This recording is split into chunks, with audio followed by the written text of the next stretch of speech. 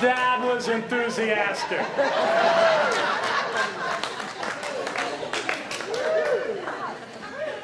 I'm on.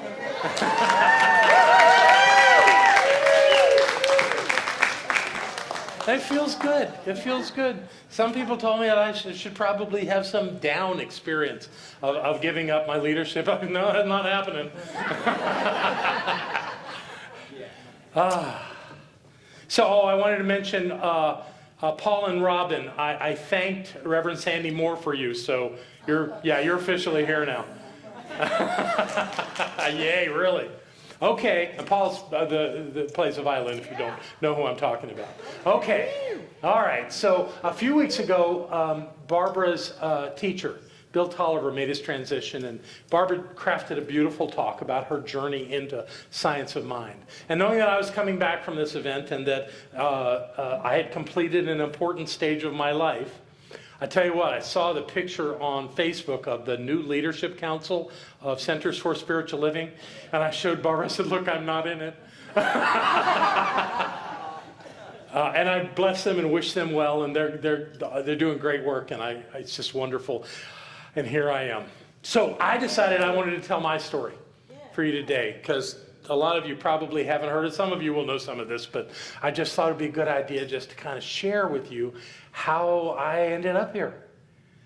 And let's see, just to give you some quick stuff. I grew up in Miami. I followed a woman to Houston, Texas at the age of 19. We got married. We had a son.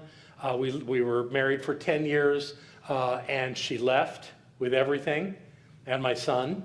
And I had the choice of going to Florida and fighting her or running away. So I chose to run away. So I went as far as I could get. Australia. And if you don't know this, Australia is on the other side of the world. Most people say if you dig a hole through the earth, you'll go to China. That's not true. You go to Australia. And the good thing about it, Australia, is they speak a form of English. So I got along famously with them, other than when I told them that they were lovely little people. Yeah, but anytime I was being boisterous and people would look at me and scowl at me in a restaurant or such, I would go, "I'm American." They go, "Ah, okay." It was a great time. I learned a lot. I found my first spiritual teacher and began my spiritual awakening. And then my mother called me, and she said my son was in trouble. I had to go back to Miami. So I said, okay. And I went and apologized to the people in the immigration office in Sydney because I had overstayed my visa pretty seriously. But it all worked out. They just said, "Don't come back for a while," and I didn't. So I went home to Miami and attempted to support my son, although he wasn't in near as much trouble as my mother put on. Gee, that's original. But the third day that I was in Miami, I think I had bought a car very quickly when I got there, and I was driving down Miller Road by a place I'd passed who knows, thousands of times, because it wasn't far from my house. But I'd never noticed it before. But at this point in my life, there were two signs. One said Center for Positive Living. It was pretty. It had birds and palm trees. I didn't notice that sign at all. It was the dilapidated sign with rust on the edges that said Science of Mind. What's that? So I went inside, and a woman came out from the back, and I said, "What's Science of Mind?"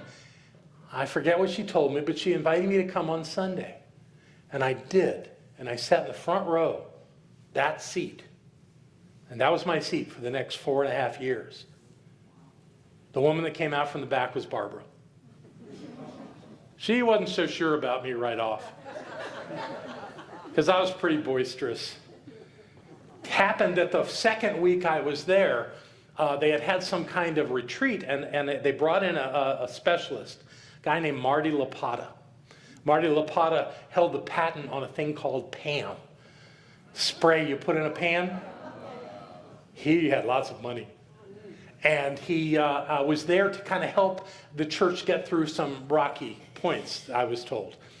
That day after the celebration in the social hall, he was talking to 3 people, and I kind of approached from outside this little circle, and he was explaining that the church needed an outrageous committee. And these three people kind of stepped away, and I don't think that's mine to do. And I stepped in, and I said, I'll do it. And I did. I formed this crazy committee to do the announcements. And we did some crazy, wonderful announcements. We had people marching through pogo sticks and in a wheelbarrow and all kind of ways. And that was to tell them that however you get there, you got to come to our annual dinner. And, you know, we had a garden thing where we were going to clean up the garden, and I brought in a potted weed. And I said, this is a miracle of nature. From a tiny seed in the ground springs forth this amazing plant that uses the air and the sun and the water to create itself larger and larger. And on Saturday, we're going to rip all these out of the garden. So we had a good time. I also ended up very quickly on the board there. And I went to Tony, who was at the time Barbara's husband and the co-senior minister. And I said, you know, Tony, what this center needs is an administrator. He said, well, thank you, John, but I don't think so. Okay, 2 weeks later, the president of the board came and he said, you know what we need is an administrator, and it should be you. Okay, so I became the administrator of the center. And when Tony and Barbara left a few months, that was like 2.5 years later. When they left in a little bit of drama, I kind of assumed responsibility for the place.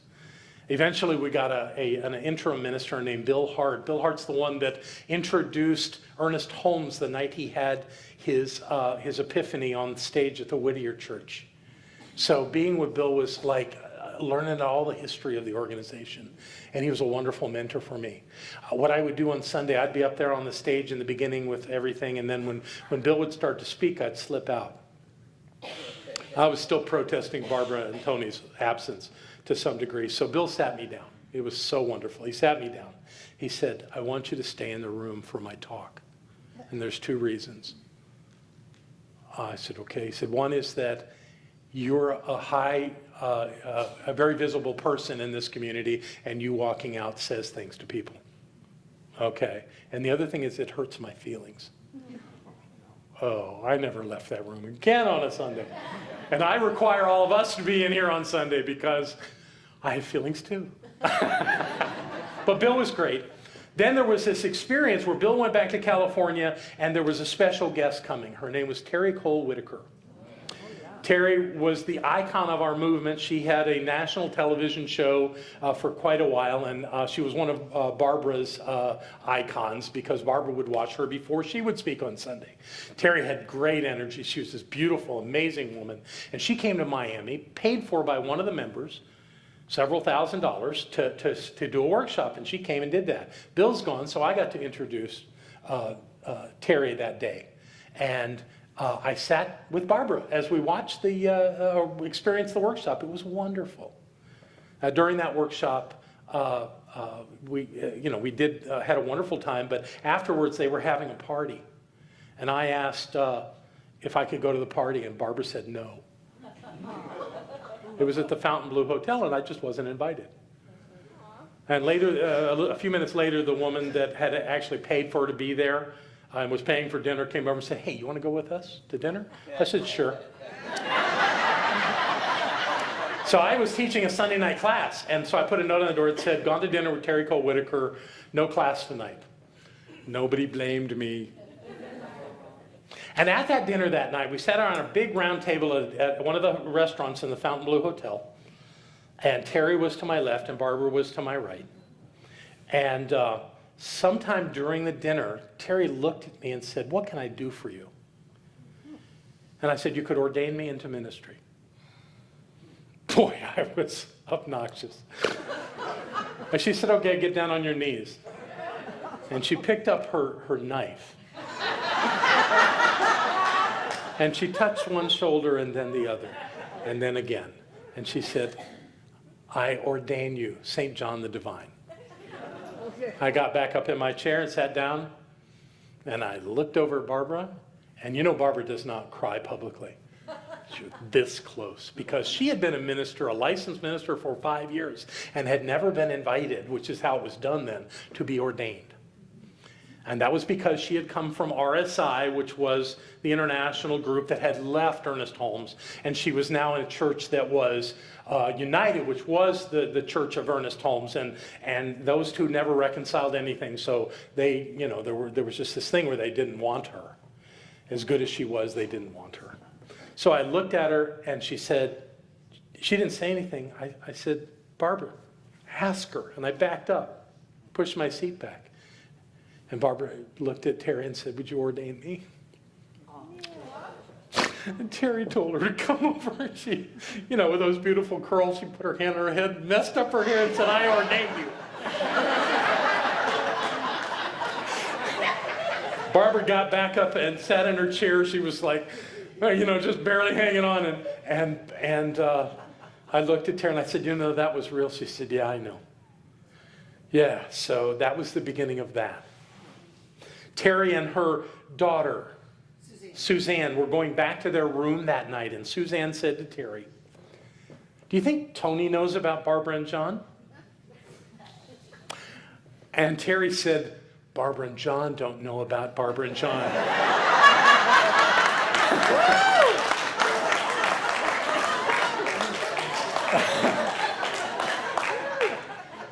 So I called Barbara the next day and I said, we just got ordained. We have to have a party. And she said, great, let's have lunch and we'll figure it out. So we went to lunch. We went to this incredibly romantic restaurant called Savannah Moon. And it hit us like a load of bricks. And total confusion and uncertainty and probably some guilt was all of a sudden there. And I said, okay, we got to back up here. And so I left it to Barbara to work this out. I didn't know what she was going to do. But she went to Tony and said that she was no longer going to be married to him. She actually went to Edwin Gaines first, drove all the way to Alabama to tell Edwin what was going on. And Edwin said, go home and tell Tony. So she did. Tony was not happy. But that, that was what it was at that moment. That's what it was. And of course, that created all kinds of rumors and all kind of stuff. I'll tell you one of my favorite stories here in a second. But one of the cool things that happened while I was in Miami that I have to tell you about was early on going to see Willard Fuller. Many of you probably don't know who that was, but he was known as a dental healer. Although he called himself a healer and said that the whatever flowed through him would heal anything, but it was your teeth that you could see change. And I sat in a workshop with him at the Miami church and listened to him. He did this thing where he did a laying on of hands, sort of like communion, where everybody lined up and came by. He did a quick blessing on everybody. In the name of Jesus, be thy every whit whole. In the name of Jesus, be thy every whit whole. And I was somewhere in the middle. And I was sitting with a friend named Sharon, and she brought a mirror. They were told to bring a mirror. I didn't bring one. And I said, let me see that. And I showed her. I said, I have one filling in my mouth. I got it when I was 19 years old. Otherwise, my teeth are perfect, so nothing's going to happen to me. When I got my blessing, came back and sat down. Things started popping in the room. People realizing something had changed. And I said, well, let me have the mirror. Something weird tasted in my mouth. And I looked in there. I had 4 fillings. Now, why the hell did I have 3 fillings that I didn't think I needed? Well, it didn't matter. I went from saying anything is possible to actually experiencing something that was impossible. And so I sat there with that mirror for the next 10 minutes laughing, looking at these crazy little fillings. Meanwhile, there's a kid over here who had like 12 fillings. He was, he was just a teenager, maybe 13 years old. He had 12 fillings in his mouth. When they looked in his mouth, he had none. So I probably got 3 of his. There was another one that had railroad track braces, and her orthodontist said she had at least another year of these braces, and she hated them. She came into class Monday night sobbing because her braces were gone and her teeth were perfect. And all her dentist could say was, this is a miracle, I don't understand. That was something that convinced me I was in the right place early on. So back to get back in line to where we're going. Barbara and I had a wonderful party. We created a relationship. We lived together for a little while. I went to work for a company called End World Hunger, and we were in Miami, but we made a conscious choice to leave. And we looked all over the country. And the place that spoke to us was right here. It was actually Fairview. We went out to my uncle's farm. We drove out there, got out of the car, looked around at that 80-acre farm nestled in the mountains, and said in unison across the top of that car, I could live here. And we did, and that was where we started our center several years later. And we did start our center after Barbara finally relented, because it was not a pretty ending to her time in Miami, and she needed time to work that out. So I patiently waited while she had an acre garden, and she went back to school to get her undergraduate degree and everything else she took on, anything to not be back in ministry. But at Christmas time in 1994, we were fishing out on No Name Bridge in the Keys, Florida Keys, in the middle of the night. And she looked at me, she said, okay, I'm ready. I said, okay, we'll go home and make it happen. And on January 15th, with balloons on our mailbox, we invited people to come. I figured 5 people might come.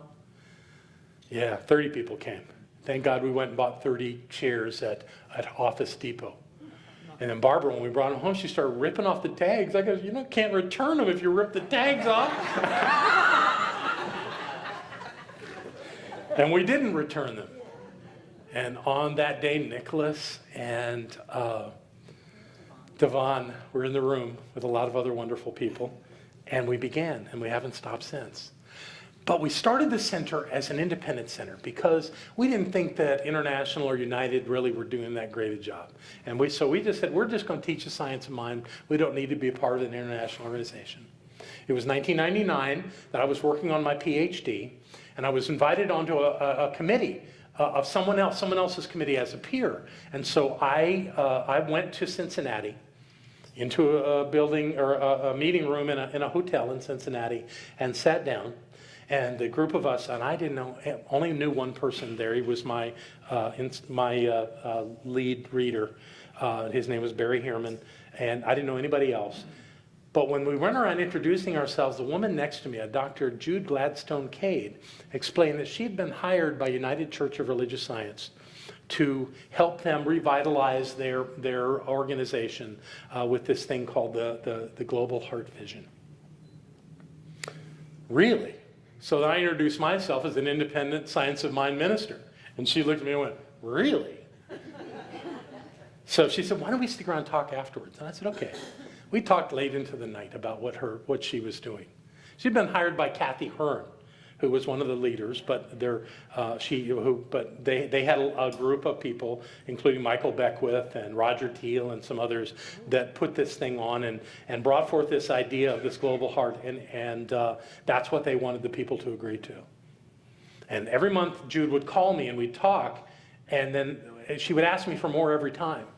And so I said, okay, I'll do that, whatever you want. And the last time she called before I actually went to Long Beach, California for this, she said, I want you to be the lead facilitator. Okay, I'll do that. What I didn't know about Jude was she was very capable, but she'd never worked with a group larger than 70, and there were 700 people coming to this thing. So we did. And early in the week, there was a meeting of the leaders. And Michael Beckwith was there, Roger Teal, Christian Sorensen, Kathy Hearn. And the conversation in the room was, 60% of these people will never agree to anything. There's too much upset. There's too much distrust. It's not going to work. And I said, well, we got to give it a try. So we did. And I spent 2 days processing these people. They did great work. They broke into interest groups and talked about how this new organization could serve what they hold so sacred. We even had one group on pet relationships. It was great. Everybody did what they wanted. We did that for 2 days, and then they voted. Every community but one said yes. And the new phase of that organization began. Of course, I flew home, and we had just moved into this building. We had not even moved into the house when I left. But Barbara moved us in and had people help and got everything in there. And she called me and said, okay, Matthew, her son, and his girlfriend, who is now his wife, but at the time will be staying with us. So they'll be in the bedroom, and Barbara will be on the couch. I said, great. Well, my travel home didn't go so great because I missed my flight. It was delay. I had a delay out of LA. I missed my flight in Atlanta to come to Asheville. So the next best thing was to go to Greenville, South Carolina, right? So I run and get on a plane, and then I realize I've gotten on a plane to Greensboro. So about 11 o'clock, before they closed, I'm renting a car and driving to Asheville. I got in about 1 o'clock. First night in this new home, I sneak inside and I go upstairs, and Barbara's asleep on the couch, and I reach over and I kiss her, and then I look and it's not Barbara. You're not my wife. It was Matthew. He forgave me. I went to Barbara and I said, I want to join this organization. She said, are you crazy? I said, no, they're different. They were so willing to change. It was amazing. I really want to be a part of it. So she lovingly agreed. Lovingly is another word for reluctantly. And so we went out to Asilomar that summer, and I had already taken an affiliation test. She didn't have to because she had been licensed by them. But I was a no-name, so I went out there and sat for a panel, which was a good story too, but I'm going to wear out my time here if I don't keep going. So we joined with United Church of Religious Science. Kathy Hearn was elected the community spiritual leader, and we moved forward, and we were part of an international organization. But we still had this two thing going on, this international united thing going on, which never set well with me. I knew right on that was what was going on because Barbara was from international, and the church we were in, the center we were in was united. So how do you fix this? So I asked people, what do you think about putting this back together? And everyone told me it was impossible. It could never be done. That was consistent. They wouldn't talk to each other in these two organizations. They wouldn't have any kind of relationship at all. There was, and they were into a second generation of this foolishness because it had split in 1953, the year that Barbara and I were born. It was 1953. That's the year that it came apart. And everyone's telling me it can't happen. So I took on the task of treating every day. Barbara listened to me every morning, talk about one organization. Well, I ran for a community spiritual leader. And when I did, I went and saw Rocking Bear, my Native American teacher. I said, I'm going to run for the top spot in this organization. He said, why? And the first thing that came to me was, we need to be one. He said, well, go do it. Just like Rocking Bear. And so I did, and I ran for that job, and I did not get elected. And that was fine. But right after the election, there was an announcement that there had been a bit of a breakthrough and that the two organizations were talking at the level of leadership. And Nirvana Gale, who was running the side from United, told Kathy Hearn that he would take that job of being the leader of this group that came together if I could be on the team. And so I was. I was invited onto the team with one matter. Everybody else had their travel expenses paid for, but I had to pay my own. And I said, that's fine, I'll pay my own. And I went to those meetings, and we made great progress. And then I had led the strategic planning for United as one of my jobs along the way there.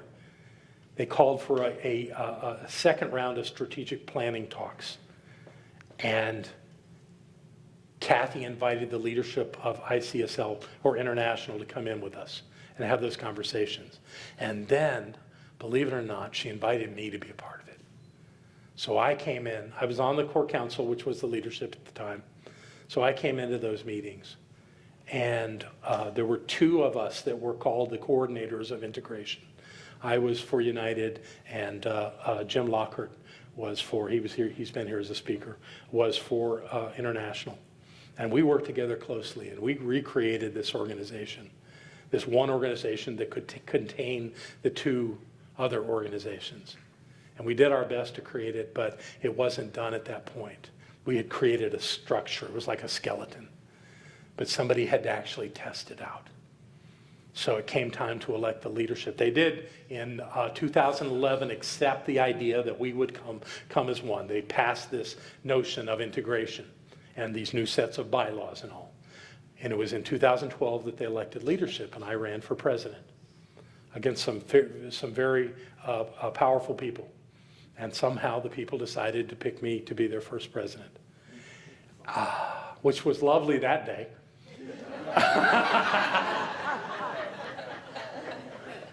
And then we actually had to do it, and it was hard.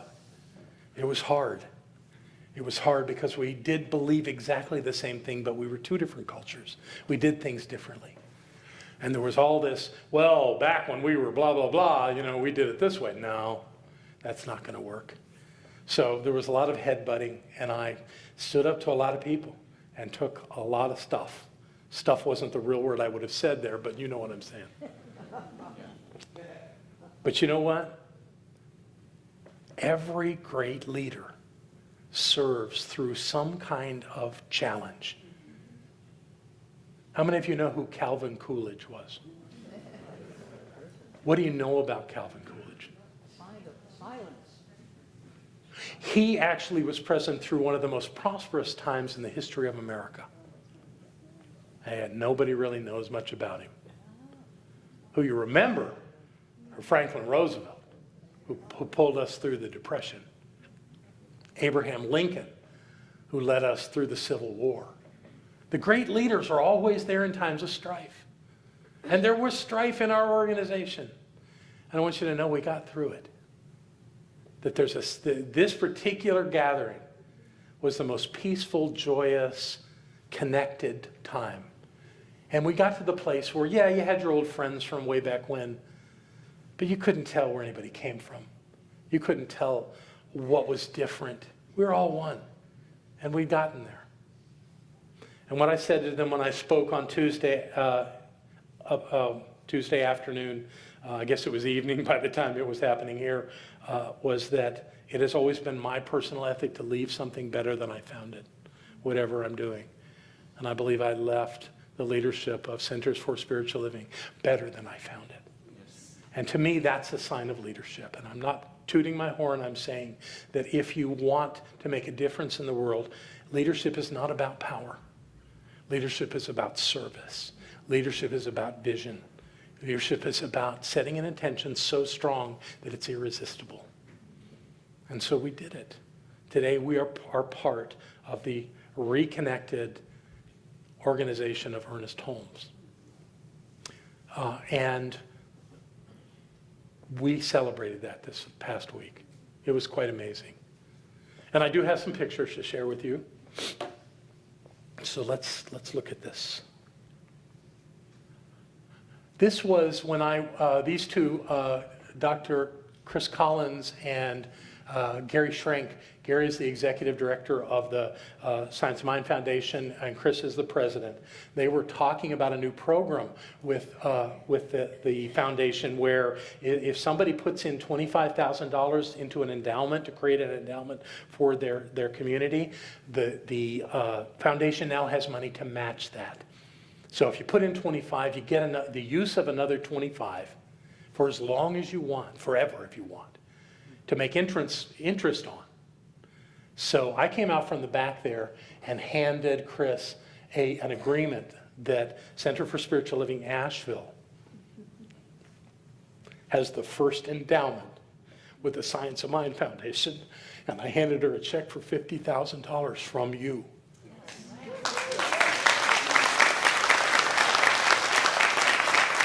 We literally have the first endowment in the history of our organization. I'm excited. I'm holding a rosewood box there that I was handed to by Tracy Brown, the chair of the Leadership Council. At the time it was empty, but it spent the rest of the week being filled with notes by people. I could not fit it in my luggage, so they're mailing it to me. And I'll share it with you when I get it. But that was a lovely moment of connection with everyone there. This is when they gave me another doctorate. On Thursday night, that's Dr. Bob Dean, he's spoken here, and the beautiful woman in the middle is the love of my life. She introduced me that night. And they gave me a Doctor of Religious Science, which is the highest order that they offer in the organization. And if you'd like to see it, it's over here on on the altar with all the other things that I got while I was out there. Yeah. Dr. Ken was asked to do the closing address on Thursday night. And about halfway into his talk, he invited me up onto the stage with him. And he wanted me to talk about why we do what we do. Then he stopped me for a moment, said I was giving his time away. But why we do what we do is that there's something bigger than us, something bigger than our life that we want to influence in a way, and it will not leave us alone. And the idea of us being one organization again, how do you teach oneness when you live in two organizations? It wasn't reasonable. Yeah, it's true. So, yay. So we don't anymore. We are one organization teaching oneness. Now we're doing it the way it was meant to be. Ernest Holmes wrote a letter to Raymond Charles Barker, who was the leader of the international group in 1960. They broke up in 1953. And he wrote to Raymond and said to him that at some point, common sense will prevail and this thing will come back together. It's the logical thing to do. And BDI, the organization that puts on our events that I've grown very connected to, they have wonderful people that come and really help us do amazing events. They presented me with this beautiful framed copy of that letter that Ernest wrote to Raymond. Because they said to me that I was who Ernest Holmes was talking about. Wow. We brought it back together. Yeah. So that was a lovely thing. The other gift that I was given that's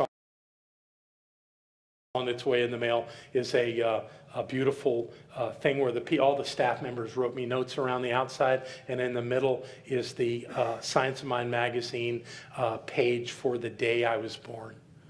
Yeah, so I'll share that with you when it comes. But I got to tell you, it was a glorious experience. It was a wonderful letting go. I feel so complete with that, and I am so happy to be home with you, because this is my family. Awesome. I love you very much.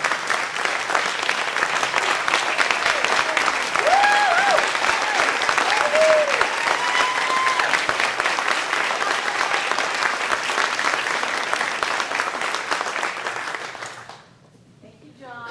One thing that you didn't include Uh-oh. is that Mary Love was elected Oh, to yeah. the Leadership Council. Pray for her. So who's here for the first time? Who's here for the very first time today? Come to Center for Spiritual Living Asheville for the first time. Welcome, welcome. Evan, Owen, and Savannah. I had it an hour ago. Owen and Savannah, welcome, welcome to the center. Who else? Joe. Hey, Joe, welcome to Center for Spiritual Living Asheville. Who else? Who else? These wonderful people have a gift for you. If you want to know what's going on, like fire walks and workshops and things like that, give us your name and address. If you only want notification by email, just check email only, and we will let you know what has happened. But I want you to know that by coming into this room and being in this energy, your lives have changed. That we are not separate human beings, we are beings of energy. And when we are around certain vibrations, we vibrate at that level. And so like tuning forks coming together, we are all singing the song of prosperity, health, happiness, and joy. So welcome to Center for Spiritual Living Asheville. I'm delighted that you're here. And now I'd like to invite our prosperity acceptors to come forward, take out what you're going to give, and hold it in your hand. And to those of you watching online, welcome. This center is your center too. And if you would like to be part of this giving process, go to our website, www.cslasheville.org, and click one of the donate buttons that are on every page. And you can go to our PayPal account and then give to this center that so freely gives to the world. We are a shining light in the world, spreading the teachings of health and wholeness, of possibility to every nook and corner of this planet. And I am very proud to be a part of what we do. So I open my hand, I put my gift on it, I cover it with the other hand and pull it to my heart. And in that I know that God is the source of all supply, that money is the action and flow of spirit in our lives. It nourishes us and enriches us. We are filled full to overflowing, and we give it out into the world. It comes back, and the cycle continues endlessly, ever expanding, always in prosperity and joy. I know that each one of us comes together this day to make this Center for Spiritual Living Asheville all that it was ever meant to be. It is a place of peace, a beacon of light, a tower of strength, and a fountain of wisdom that touches the lives of all who call it home. And we'll repeat our investment affirmation together aloud. I freely and joyously give from the abundance and fullness of my overflowing wealth, knowing my gift goes with love as it touches and blesses the world. And so it is.